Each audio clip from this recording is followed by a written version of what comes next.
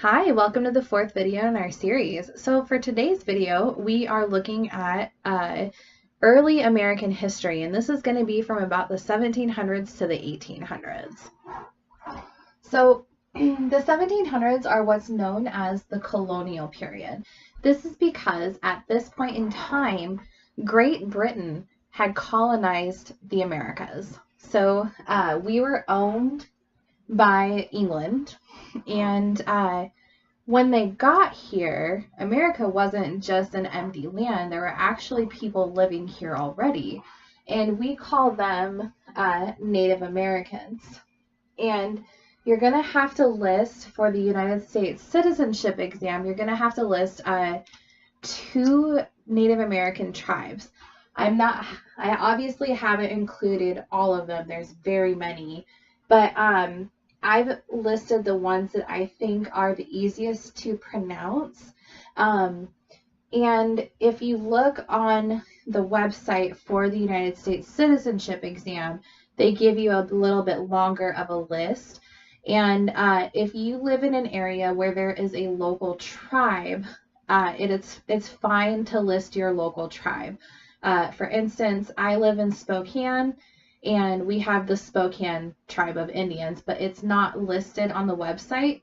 So it's fine that if I listed Spokane, because they are a government recognized tribe. So some of the tribes that I've listed are Crow, Creek, and Sioux.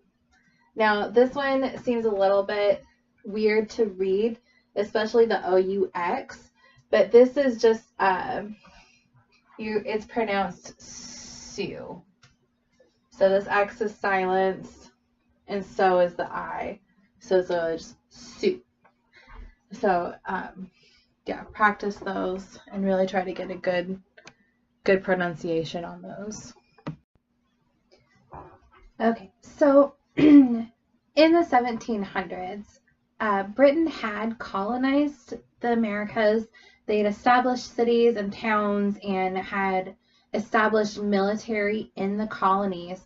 But at that point in time, too, we had a lot of people coming over from England, Ireland, Scotland, pretty much all of Europe at that point in time, and all of especially from Britain, so England, Ireland, and Scotland, were coming over to America because of King George III. King George III imposed heavy taxes and also religious persecution against his people, and the people were tired of it. They wanted to go to a place where they could be free, so a lot of them crossed over the ocean to come to America. Now, the colonists fought against Britain for several really important reasons. The first is that they had what is called taxation without representation.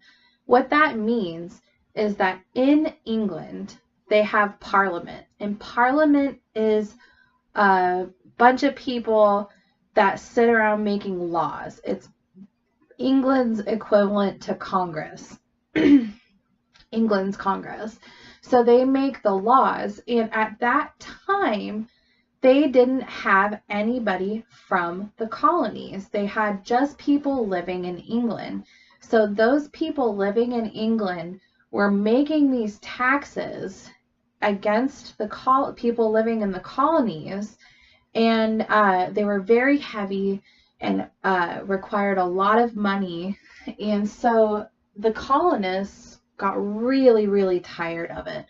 They said, we don't want you guys to tax us anymore. We don't even have somebody from the colonies making that decision. Another reason why the colonists fought against Britain is what's called bordering and quartering. Bordering and quartering. So if you remember the Fourth Amendment, this says that the government cannot house or shelter soldiers in our homes, right? this is where that came from. Because Britain was letting their soldiers just bust into people's houses and live in their houses, eat all of their food, terrorize their families, and people were tired of it.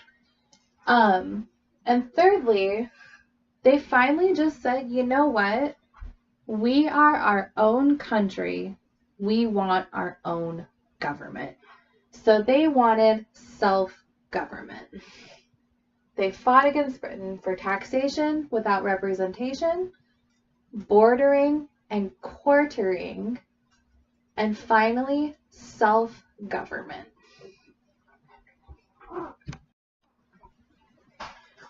Okay, so in the 1700s, we had a lot of people leaving England. They wanted to leave Great Britain, which was England, Scotland, and Ireland at the time, because of King George III. King George imposed heavy taxes on his people. I mean, they were outrageous. He had a lot of people who were very poor and led very miserable lives because he taxed them so heavily. And then, in addition, he also persecuted people who had different religions. And so we had a lot of people fleeing that country to come to America.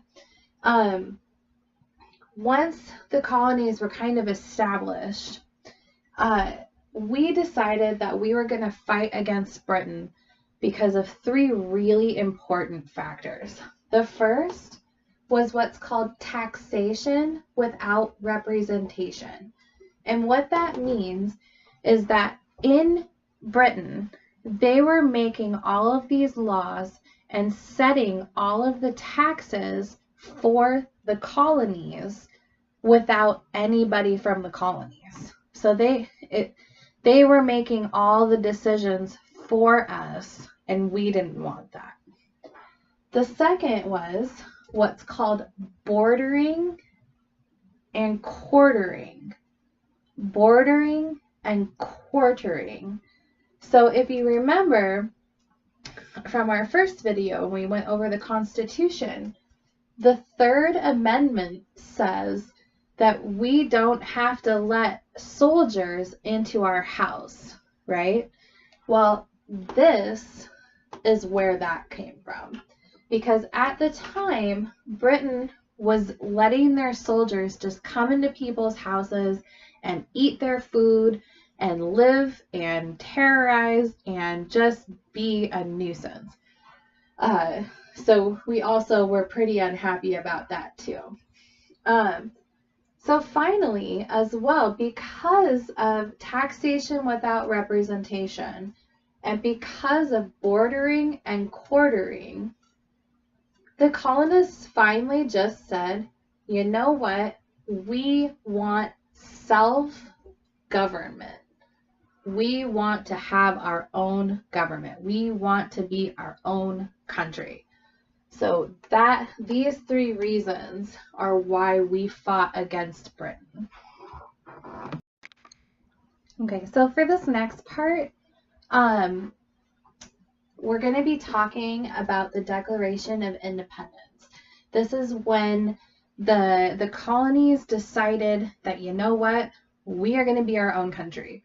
So in the very beginning of America, we had 13 original states. And for the citizenship exam, you're going to have to name 3 of them. So I listed all of them for you.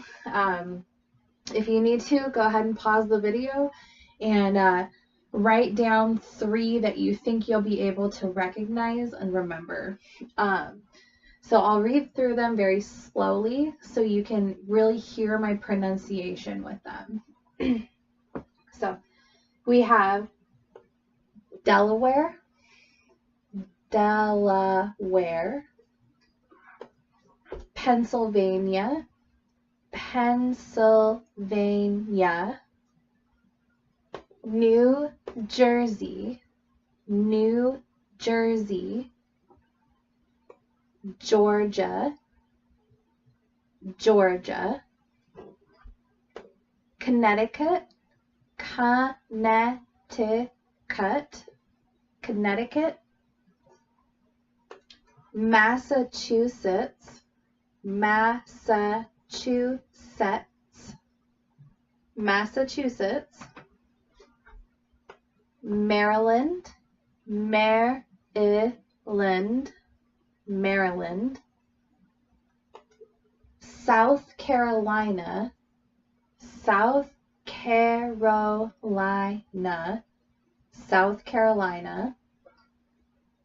New Hampshire, New Hampshire, New Hampshire. Virginia, Virginia. New York, New York. North Carolina, North Carolina, North Carolina. And finally, Rhode Island, Rhode Island, Rhode Island. So, as you can see, some of these, especially Massachusetts and maybe New Hampshire, are kind of hard. So, find the 3 states that you feel the most comfortable with and really practice these, because if they ask you, if they say there were 13 original states, give me 3, you have to be able to say Delaware, Maryland, and New Jersey, right? Like boom, boom, boom. You need to be able to list them off, and you need to be able to be comfortable with that. So really, really practice these. What's really fun too is that our flag, the American flag, has 13 stripes on it, red and white. And the reason why we have 13 stripes is because we have 13 original states. We have stars on our flag, and we have 50 stars. And the reason why we have 50 stars is because we have 50 states. So now you can see a little bit of why our flag is what it is. So our flag has 13 stripes on it. They have red and white stripes. And the reason why we have 13 stripes is because we have 13 original states. We have stars on our flag, and we have 50 stars. And the reason we have 50 stars is because now, today, we have 50 states. So, I'm going to erase this for you.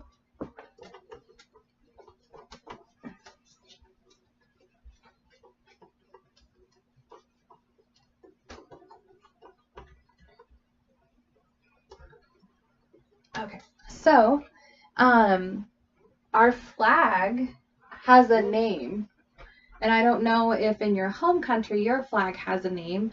I'm not sure if any other countries have flags that have names, but I know ours is called the Star Spangled Banner. The Star Spangled Banner. So, and that means a flag that has stars all around it. Okay, so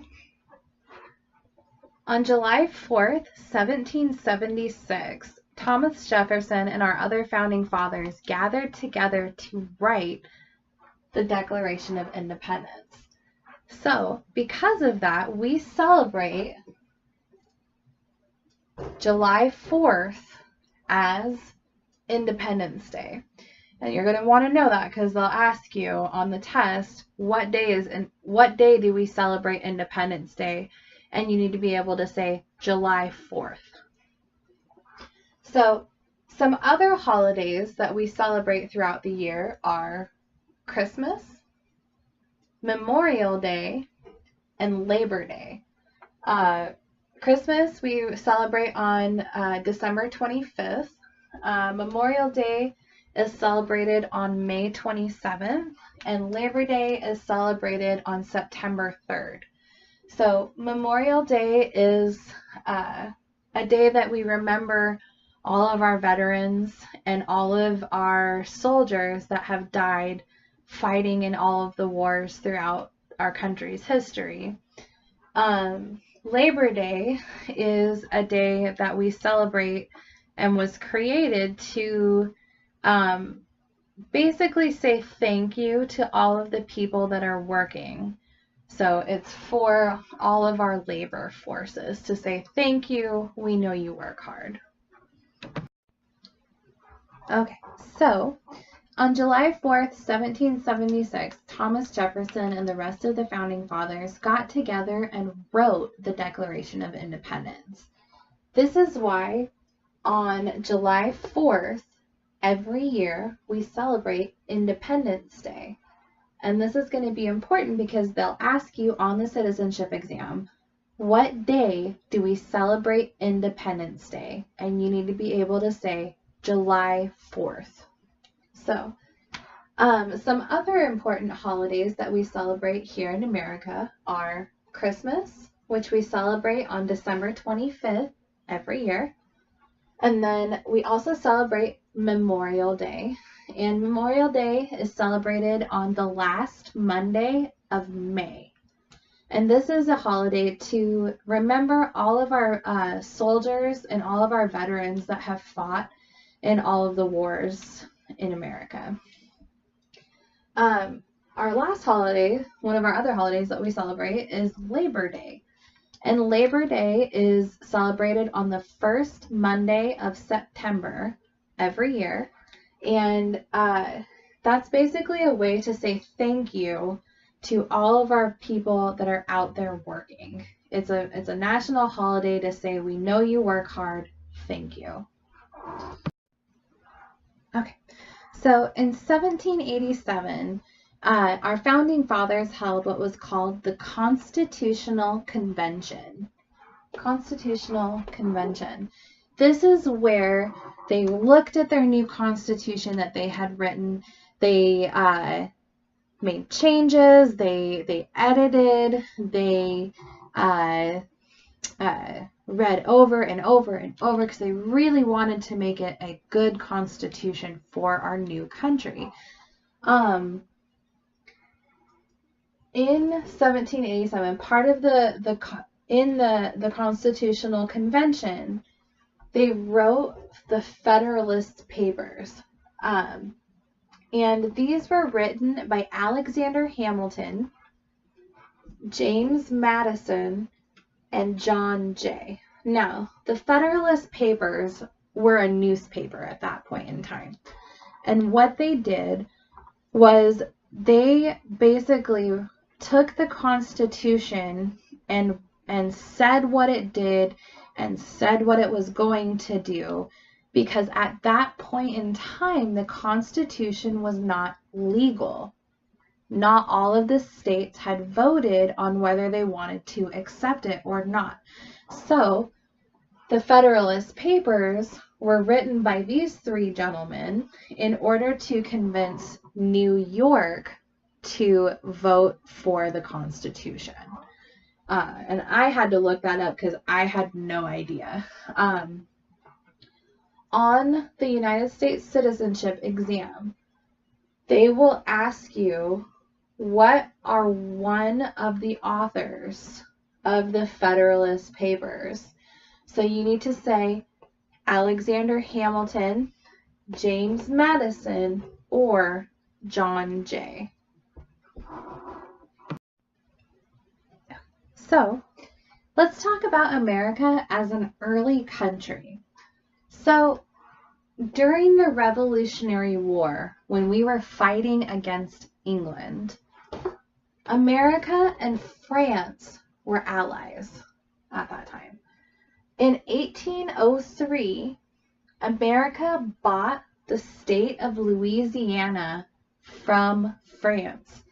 And this is what's known as the Louisiana Purchase.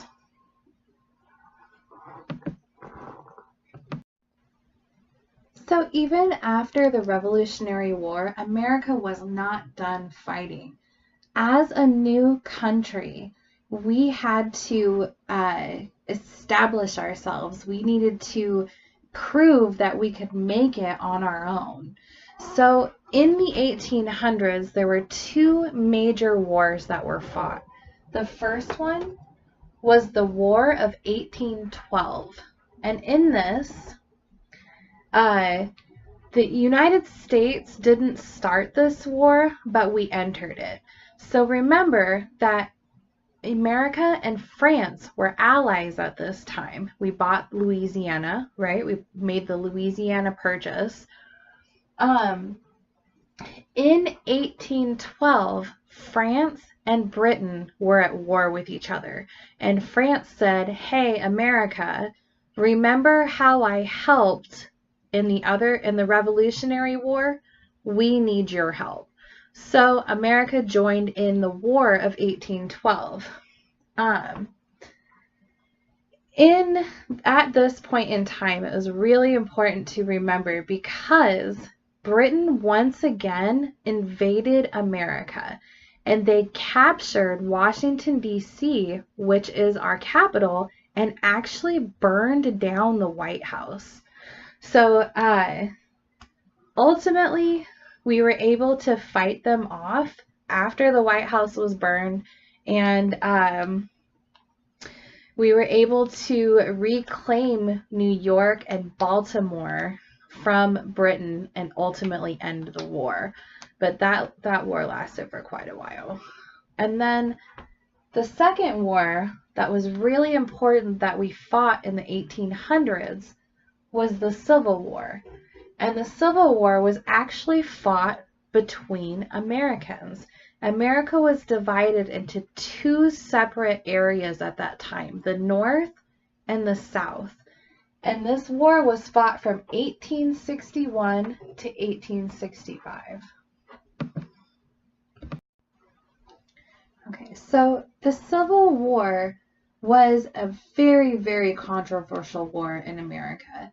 And this is because, like I said, America was divided right down the middle. So I'm going to draw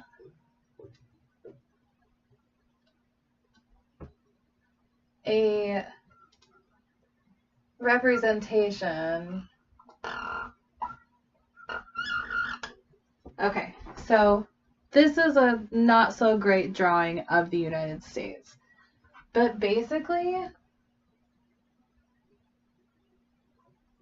this was what it looks like. Here's where the line was. So we had the North and we had the South. So the North was what was called the Union. And then the South, they called themselves the Confederacy. And so why the Civil War was fought was it was fought for a lot of reasons, but the main one was that at this time in the 1800s, people owned slaves. And many of the slaves that were owned in America at the time were people from Africa. So, and this is one of the questions on the exam. And so you can say they were Africans or people from Africa. And at the time, many of the southern states, so Georgia, Louisiana, Virginia, North and South Carolina, all of those states, a lot of them had plantations where they were owned by a white man and they were ran and maintained by slaves. And the North said, we don't want slaves anymore. We want to take slavery away. Well, that scared all of these plantation owners. They said, what are we going to do? We're going to lose all of our money. We're going to lose our businesses. And so, because the North wanted to abolish slavery, get rid of slavery, and the South didn't, they actually went to war with each other. For 4 years, they fought this war. And the Civil War is actually one of America's bloodiest wars. We lost more men in that war than any other war until World War II, which is just a little fact for you guys. All right, so wrapping up this video about early American history, wrapping up this video about early American history, we can't forget two very important people during the 1800s. The first was Abraham Lincoln, and he was the 16th president.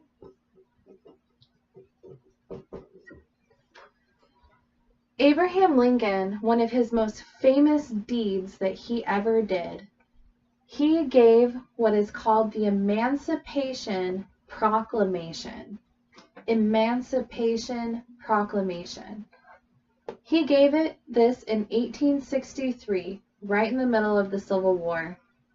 And what this did is it freed all the slaves.